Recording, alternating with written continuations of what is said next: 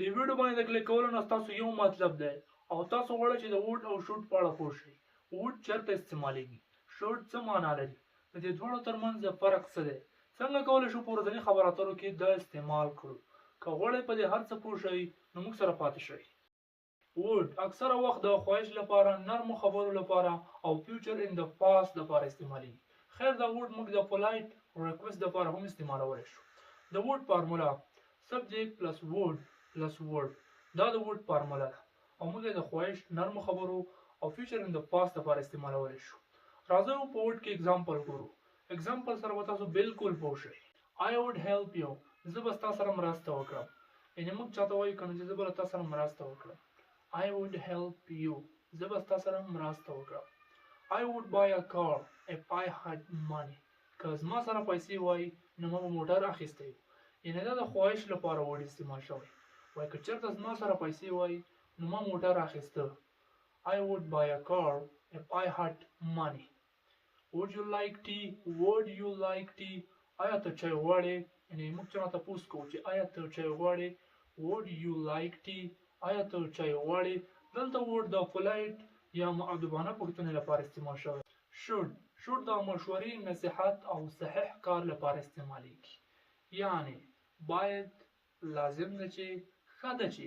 دا د شوډ معنا ده.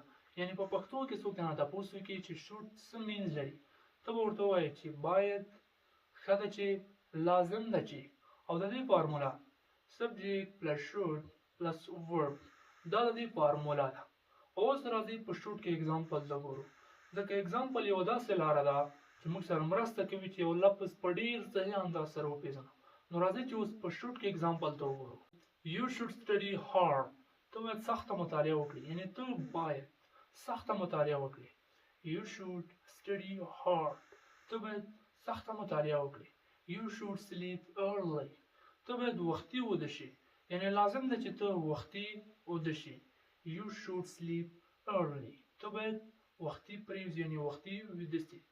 We should respect our parents. موږ ته پکار ده چې د مور و پلار احترام وکړو. یعنې موږ ته پکار ده چې د مور و پلار احترام وکړو. We should respect our parents. موږ ته پکار ده، یعنې لازم ده چې، موږ ته لازم ده چې د خپل مور و پلار احترام وکړو. د شوډ او ووډ کمپیریزن کوو، یعنې د دې دواړو پرتله کوو. که خبره د مشورې، نصیحت یا صحیح کار وه نو شوډ کاروه. لکه You should help poor people. ته باید د غریبو خلکو لاسنیوی وکړې، یعنې د غریبو خلکو سره مدد وکړې.